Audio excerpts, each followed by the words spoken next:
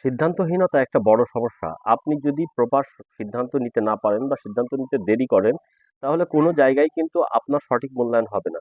আপনি কর্মক্ষেত্রে পিছিয়ে পড়বেন, আপনার বিভিন্ন রকম সমস্যার সৃষ্টি হবে। এইজন্যে জানতে হবে কি, কি কারণে সিদ্ধান্তহীনতাটা সৃষ্টি হয়। আজকের এই ভিডিওটি যদি আপনি পুরোপুরি আমার সঙ্গে থাকেন, তাহলে আশা করি আপনাকে একটা সুন্দর মেসেজ আমি দিতে পারবো। কি কারণে সিদ্ধান্তহীনতার এই সমস্যাগুলো সৃষ্টি হয় এবং কি কাজগুলো করলে এই সিদ্ধান্তহীনতার এই প্রবলেম থেকে নিজেকে বের করে আনা যায়। তো চলুন কথা না বাড়িয়ে শুরু করি প্রিয় বন্ধুরা।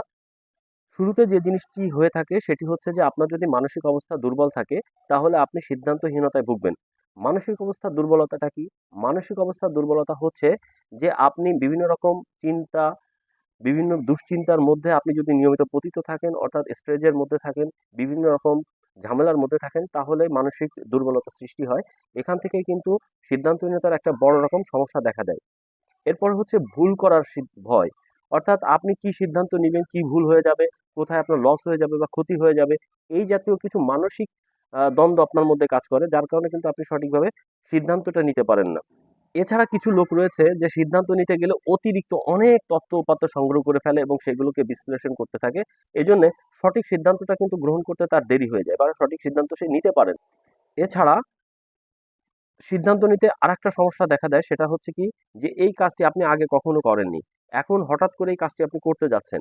সুতরাং কোথায় কি সমস্যা হবে কি হবে না, এই যে আপনার অনভিজ্ঞতা, এটাও কিন্তু একটা সিদ্ধান্তহীনতার একটা সমস্যা হিসাবে চিহ্নিত করা হয়। অন্যান্য আরো অনেকগুলো চাপ রয়েছে, যেমন সামাজিক চাপ, অর্থনৈতিক চাপ, বিভিন্ন পারিপার্শ্বিক চাপের কারণেও কিন্তু আপনি সিদ্ধান্তহীনতায় ভুগতে পারেন। এই সিদ্ধান্তহীনতাটায় ভোগাটা আপনাকে অনেক ক্ষতির মুখোমুখি করবে, আপনাকে অনেক পিছিয়ে দিবে। এই জন্য আপনাকে জানতে হবে কিভাবে এই সিদ্ধান্তহীনতার এই প্রবলেম থেকে আপনি নিজেকে বের করে আনতে পারেন। চলুন এবারের অধ্যায়ে আমরা সেই আলোচনাটা করি।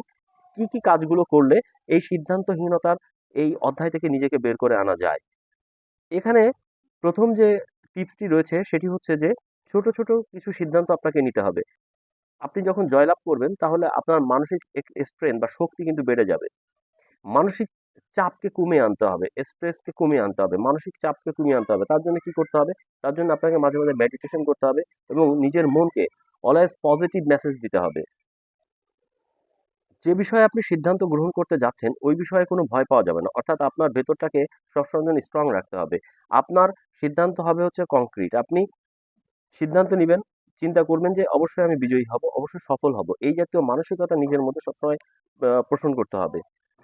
যে বিষয়ের উপর সিদ্ধান্ত নিতে হবে, ওই বিষয়ের উপরে প্রয়োজনীয় তথ্য উপাত্তগুলো বেশি দেরি না করে দ্রুত সময়ের মধ্যে সংগ্রহ করতে হবে এবং সেটাকে যত দ্রুত সম্ভব বিশ্লেষণ করে একটা সঠিক সিদ্ধান্ত নেওয়ার জন্য আপনাকে পদক্ষেপ নিতে হবে। মানসিক চাপগুলোকে কমিয়ে আনতে হবে। মানসিক চাপগুলোকে কমিয়ে আনার জন্য যে প্রয়োজনীয় পদক্ষেপগুলো রয়েছে, আমি এর আগের একটা ভিডিওতে আপনাদের সঙ্গে শেয়ার করেছি।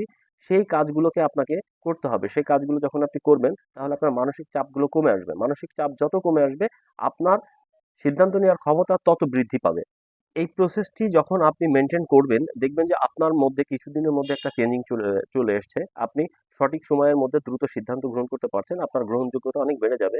আপনি যেখানে কাজ করছেন বা যে পরিবেশে কাজ করছেন, সবাই আপনার প্রতি আস্থা এবং বিশ্বাসের জায়গাটাও স্ট্রং হয়ে যাবে।